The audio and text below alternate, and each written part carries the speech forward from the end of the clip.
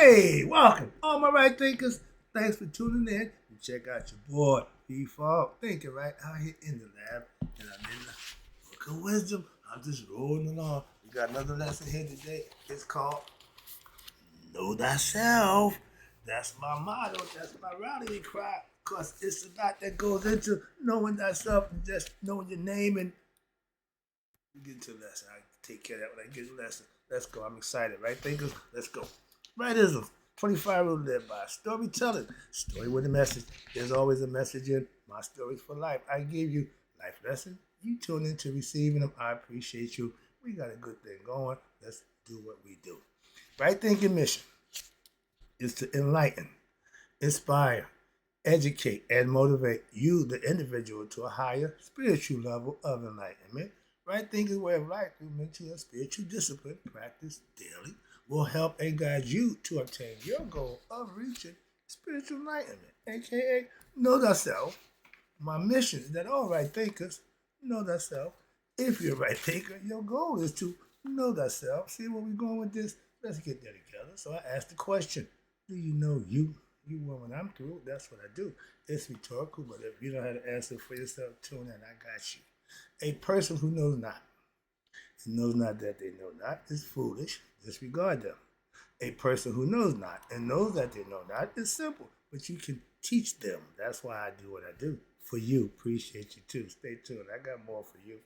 A person who knows not and believe and think that they know is dangerous. Avoid them. I do. A person who knows and knows not that they know is spiritually asleep. I can awaken them. I'm the spiritual alarm clock, here to wake you up with knowledge of self. That's what I do for you. A person who knows and knows that they know is wise. Follow them. All these persons reside in you. Right thinkers, know thyself and to my yacht be true. We're talking about knowing thyself. This book of symbolism or wisdom, it breaks the symbolism down so I can do my job a little easier. So it makes me, and you see here, makes when I do a lot easier because this is esoteric teaching and it breaks it down. This is the four veils of ignorant concepts and realms that we can live in. Everything is about what? This thing here, the skull, the head. That's where God dwells. The circle, the head's made a circle because that right there and all these other things that spins off these aspects of your character, we call them elements or God and goddess or whatever it is. I'm not getting into the Hebrew right, and they got 22 bones in the skull. The Hebrews use that for their little calculator here. We use the eye, the six concepts of the physical body.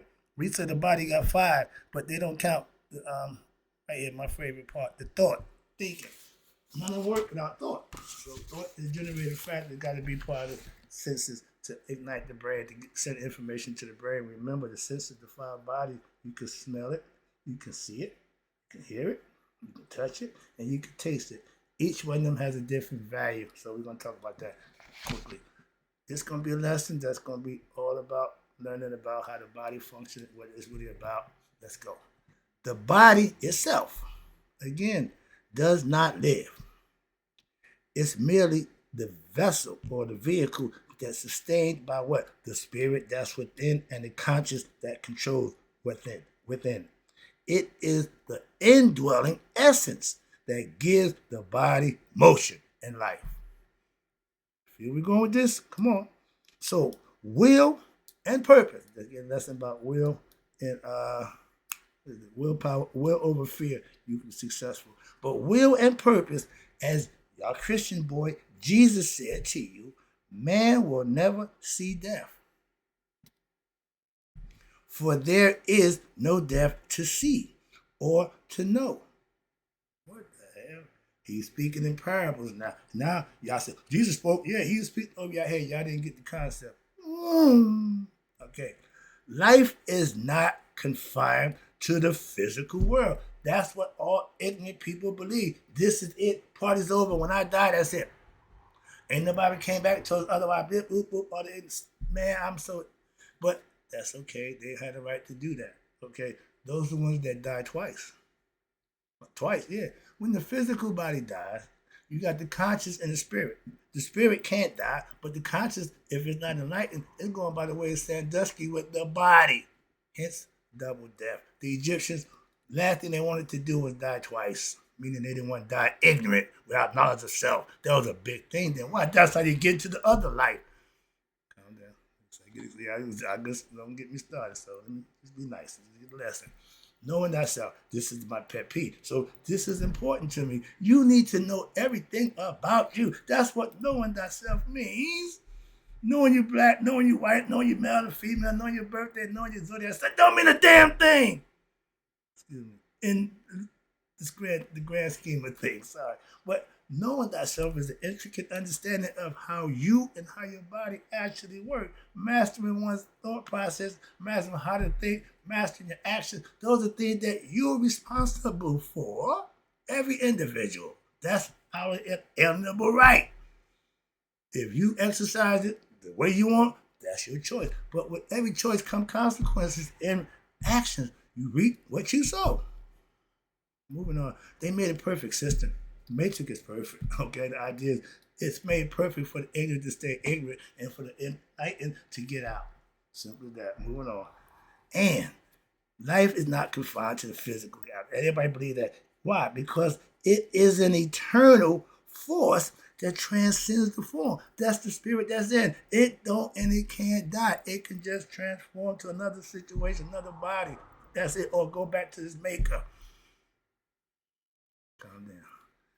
The body, again, you are not the body, but the body is what they call the manifestation of the spirit. From spirit to matter, the body is matter. Spirit came down into matter. When you're born in the womb of the mother, expecting child. Do you know the first thing that enters that child is what? Pineal gland. Put the P, that's seed. That's what he plants in. That's symbolism and understanding. God is with you all the time. We're in the mind. You got to figure it out. He give you a mind to do just that. That's why he give you the brain. That's why it's for. And body is an instrument through which the soul, the spirit, expresses itself. Again, every thought and intention originates in your conscious mind. God created everything from a thought. Okay, and is then projected into the physical form. We create a thought, we think about it, and we utter it. I'm going to do so-and-so. I'm going to do so-and-so. And then we put the action. I tell you, thought, emotion, action. That's the true and self. That's how things are created. Anything less than that, you can't have creation. You got to have the seer, the seen, and the sight. That's three things got to happen. Okay, and they show you God is the seer, all hidden one. He's all everything. Everything after that has to come into pairs. What? Two opposites to make a whole. God don't need it. He's both those things. That's the difference, and that's the point. Of God. That's the God attribute. Okay, and your body, in its essence, is just an electrical machine. That pineal gland is light in the darkness. Ain't no light in your head, but the light is in the pineal gland. Understand that. That's God enlightening you from within. And that's operating, that's under the guidance of what they call the centering soul. And receiving what? Commands. Stop right there. When you go into meditation, as a yogi, 10 years practicing, when you go into that meditative state of mind, you're not talking, you're listening. And you're listening, who's doing the talking? That means you are a dual individual. That means two things is going on inside of you at the same time. We got two hemispheres of the brain. That's what we're about to get into in a minute. But knowing thyself is how to master both sides. Just knowing about one or just using one, you're out of balance. Women think like women, out of balance. Men who think like men, out of balance.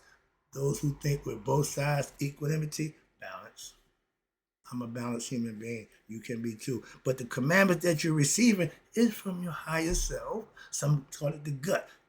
Intuitive knowledge. That's all inside you. That's what our set represents. This thing is, but the symbolism is deep, but it's serious because it's real. If you understand it, and I do, so I can present it this way. Hopefully you understand it. But when you receive a commandment, the 10 commandments from Krishna, who giving the commandments? God. Where God at? Up in heaven. Oh, whoa. What? God up in heaven, giving commandments. I'm not riding that bus. Go ahead, I pass. I'm not taking that trip with you. That's all. Moving on. That's religion. All right. But from the omnipotent cosmic intelligence, God is all what? Consciousness, so he knows all. That permeates all existence. The spirit is gives them what life. The consciousness gives you the ability to what? Know who you are. To think is what? To think right is to be able to create from a thought. The world is brought into existence. Thoughts is the architect of reality. It starts with a thought. Oh, the Big Bang. Spare me that. Shaping the unseen into what form? See where we're going with this? We create what? With light for all existence. The first thing y'all say how creation started was what? With a Big Bang. Bringing light into darkness. Excuse me. God, dog. Sorry about that. When you can bring light out of darkness, that's what God represents. This little light of mine. All you gotta do is let it shine by what? Waking it up and letting it do what it do. They call it the third eye because once it awakens, it shines the light. It radiates light. That's why everybody see who get the seventh chakra crown. It's the halo over their head. Everybody gets this big crown. Hello, they call it the crown chakra for a reason. It covers the dome, which is your skull, which is this is all symbolism at its best. I'm going a little too fast. Slow down. Let's get this together. Now, to think again, right? Think is to create, and light in all existence, light is in motion. So let there be what? Out of darkness. The noon was darkness, potential for any and everything. But they needed to start what? With light. To get anything done, we was in darkness. So understand that. And there is nothing that is not light. Form is born in the image of thought.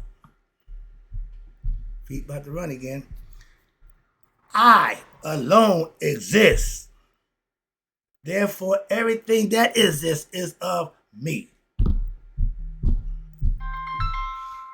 Excuse me. Yeah, sorry about that. When God says, I alone exist, that's telling you who he is.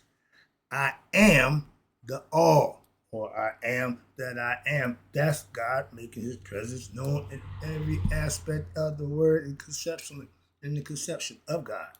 Man is unique amongst all creatures. Why? For he alone possesses what we call self-awareness of cosmic light within. While all other beings, that means we have a consciousness. Okay, we have a pineal gland that communicates with God. Cats is the only animal other than us to have a pineal gland to communicate with God. That's why our Egyptians revered the cats. But while all other beings all act upon what? Instinct. That's why for the first 3 degrees is fight or flight, sex, and ego. Those 3 things are lower nature. When you live on that level, then you're living in that hell state of mind. Raise it, get the heart compassion, speak Makaru, open the third eye, become spiritually enlightened. Now you are an enlightened being, an Akus, walking the earth with what? Knowledge of self. And man has the ability to what? Consciously co-create with the divine. I can do all things through what? The divine who strengthens me. That's the real story. Okay, but they can use Christ. Don't make a difference to me. If it works for you, call it what you want, say whatever. But the fact of the matter, actually having it happen, what you call it don't mean jack. When you're aligning with your eternal intelligence, your higher self, that governs what? All things. Again, you back in line with God. Right here. 4 phases, 4 relative concepts. I'm going to break that down for you right here. I'm going to explain to you the devil, the skull, and the Jews have the breakdown of their alphabet. I'm not doing that. The 22 bones in the skull, 22 letters of the Jewish alphabet. That's why I'm going with that one. I didn't do the Jewish stuff. All right, let's go. I did the breakdown of the Kabbalah for you.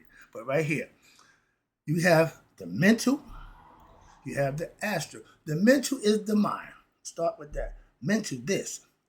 Astral is what we call what? The nervous system. Tree of knowledge of good and evil. And then you got the etheric.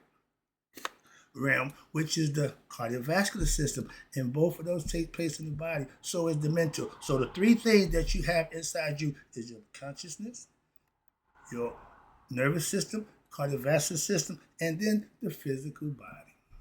Okay, that's how the body is ran, and these are the things you need to know about knowing thyself. These are things you need to know thyself. You got the devil, you got the deveil. The deveiling meaning you pulling you lifting the veil of ignorance of who you are, and now you can see. Let's go. That's the concept. You become the devil. I tell people, God and the devil are the same entity inside you. Your choice is to what? Serve the devil or serve God. Your choice. You have the right. And if you serve the devil, you get rewarded by materialistic things, pleasures of the flesh. You serve God, you get blessed with things that you actually need in your life. Your choice. I made mine. I'm sticking to it. When you become the devil, you become the devil when you deveil what? Your consciousness. Go against what you know is right. You know what you're about to do is wrong, and your conscience something doing, you say hell with it. That's the devil and the angel concept. When you become the devil, when you go against God. God is good, the devil's bad. You decide to do bad, you're doing the devil's work. But you're doing this by restricting your awareness and make it solely about what? The physical realm. All about me. The ego is about me. All physical, not spiritual. He edged God out. God is spirit. The ego don't have spirit. That's the other guy, okay? And serving your scheming. By doing this in the physical realm, you are severing your connection to the divine plane, your higher self. You cutting off your ability to become what? God-like. Why? Through ignorance. Okay, hold yourself down. You your own worst enemy. They call the veil of illusion or separation because the ego believes that he got to compete. It's him against the world. That's that mentality, okay? The false perception of that reality is confined to what? The material existence, the material world, physical stuff, monetary stuff, okay? But when you limit yourself, again, you doing this, you limit yourself to what? Matter over mind. You take physical over spiritual. I made that decision a long time ago, okay? And now you operate on what they call survival mode. Low nature, okay? You trying to do what you could to get you to do you because you're in competition. So you ain't trying to be outdone. So you constantly in competition. You constantly agitated. You constantly worry about what somebody else is doing, how they doing, why they doing, who they doing. Everything except yourself. Disconnected, okay? When you go in survival mode, this is the disconnection from your higher wisdom. You're not worrying about getting better. You're worrying about survival. You're in survival mode now. I got to do or die. I got to make it. I got to get that money. I got to take care of this. All the time missing what's going on. So this disconnects you from what? Your higher wisdom and the ability to use your intuitive knowledge that's already inside you. But if you don't raise your consciousness, you'll never know. And your spiritual truth. You are spiritually ignorant and blind. That's the devil. The devil don't care about nothing except what he can feel, taste, touch, hear, and experience. That's the lower nature. That's the beast. That's man. This is 666. It comes out to 18. 8 and 1 come out to 9. 9 is the completion of man. It's all symbolical, and I can just play games with it all day long. Okay, let's talk about why the God sign for God is the circle. Okay, the top part of our body, the head, the skull, is a circle for a reason. God is what? No beginning, no end. When you see a circle, that's telling you that's God. Why? There's no beginning, no ending. The Ouroboros. Snake eating his tail. He eats himself to recreate himself. The serpent sheds his skin to get a new life. That's why that serpent thing is always in effect, because it symbolically has a meaning symbolically. And for esoteric teaching, it's the perfect tool. All right, where we at? Now, the spirit for symbol is a circle sliced like a pie with 8 different sections. I get that lesson 2, the eightfold concept. Spirit is in the head. You hear me? The symbol for spirit is the circle. The spirit is in the head. Hence, while the head is an oval circle-shaped object. Get it? The Hebrew dictionary, I'm not doing that. You see me rocking the eye. Let's get to the significance of this thing right here. For each aspect of the eye, which is 6 of them, okay, Each has a measuring degree that it takes care of in different frequencies, different vibrational states, but it all comes out to 63/64. That's the improper fraction. The 1/64 is the God connection, conceptually. That's symbolically. That's what it means. Okay, you're not whole until you connect with God. God, what makes you whole? That 1/64. They tell you about the I concept, the I of consciousness, the I of what? Knowing thyself. This right here. I means consciousness. These are both sides of the brain. Using it, like I tell you, you see me doing this. That means use both sides of the brain. Most people think one side. I'm about to get into a lesson right after this. Leads right into how you use both sides of the brain. Some of us are left brain thinkers. Some of us are right brain thinkers. A smart one would be what? A both side brain thinker. Me, my yacht, I use both sides of my brain, equanimity, to make decisions. And with that understanding, you can make a better decision. That's all. Okay? With knowledge comes better decision. When something you don't know and you do, you got a 50-50 shot. It's only two ways to do something, right or wrong.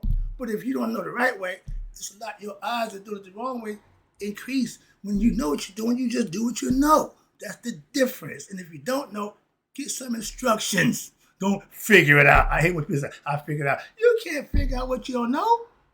Get knowledge. Get information. You just can't pop it. You're going to pop your damn head. Oh, I figured it out. Wait, I just popped in my head. It don't work that way. Excuse me. The I breaks down to 6 pieces. Okay? The first one, the I part right here. First part, the I. That's this here right here. That's 1/2. Then it goes to this is the smell. This consists of smell. This, the eye itself, right here. There you go.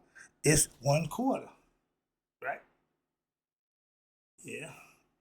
Smell, sight is 1/4. And now, this one seems to be forgotten. Thought. You need this to communicate the smell to the brain, the vision to the eye. So you need thought. I don't know why that's number 3, but that 3 is the thought, the process. 4 is hearing. That's back here, the back side of the eye. And that's hearing is 1/16. Thought is 1/8. And now you get down here to the last 2 parts. This is touch. This is taste. Touch, 1/32, and taste is 1/64.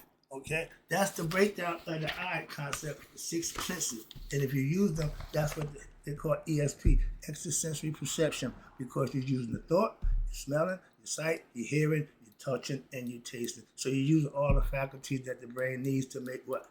A good decision. That's all. Moving on. It's in the recess of your head. It don't know nothing except the signals that we send to it. Let's go in the physical form. To reveal yourself is in divine awareness, means become awakened. That eye, that's the third eye, that's eye contact. You need to wake that up with what? With smelling it, seeing it, hearing it, thinking it, touching, tasting it. These are all the things that you can manifest for yourself. That's why. And it's called the awakening. To see, to be able to see beyond the illusion. You only do that when you open the third eye. These 2 eyes can't see the illusion. Y'all stuck in the matrix. You can't see. So third eye awakening makes you see beyond the illusion and remember your infinite nature. I say know thyself because that's what's handed down. As I've been studying and paying attention, some people say remembering. Okay, I understand it, but I prefer to know. Why? You find out for yourself. Remembering, you're going to do something that's going to tap the memory and bring it all back. I'll really get mine as I go. That's all. But true liberation only comes when you are able to transcend from your physical and align with your higher self, spiritual, Haru, the potential to be your best self in me and you. We all had the same spirit. It's the same. Realizing ancient called Haru the great he, she, why? It was in men and women. It didn't pick and choose. The spirit didn't pick and choose. I'm just what they know. It's both. Realizing what? That now you realize that, again, every individual needs this for themselves because you have to realize that you are not just your body. I try to tell you that mind run the body is the perfect example. Wet dreams. Most people like this one. When you're in dream state, the physical body is at rest. The mind is at work, the subconscious. And if you're in a dream so tense that you believe you actually having sex, you will react like having an orgasm. It's called a wet dream. People have them all the time. Some people know how to set them up and do it for that purpose. Why? Substitute having sex. But you're still what? Releasing your cerebral spinal fluid, that sperm. So even if you sleep and they come out, you still just burnt it out. So wet dreams ain't always good, okay? And most people who have it is those who are what? Sexually deficient when they ain't had none. So to think about it, it goes so intense that they really don't have it in their mind. So, but when you are conscious of you being what? The spark of the eternal consciousness. You one with God. You have to come to grips with that. Wrapping it up. Right there. Now I tell you about death. When you die, the ego dies because it has a false identity. It don't know it's God. So it's scared to death, of fear of dying. Why? They think it's the end. A spiritual enlightened person walking to death. Yeah, okay, I got this. See the difference? When you know yourself. Now, by doing this, you will have placed yet another veil over your true soul in essence. Again, you will be reincarnated. You didn't wake up, you didn't know yourself. So that's the game of life, to know thyself before you what? The body ceases to exist in the physical form. Hope you enjoyed the lesson. Hope you know more about thyself than before. Now I'm going to take you to how the brain operates. Left and right side brain thinking. Left and right back. Right thinking. Hope you enjoy this. I'm really having fun doing this. So in closing, may you all live to be 100. May 100 miles a day. So I never know that my right thinkers who finally know thyself have passed away. I'll be right back.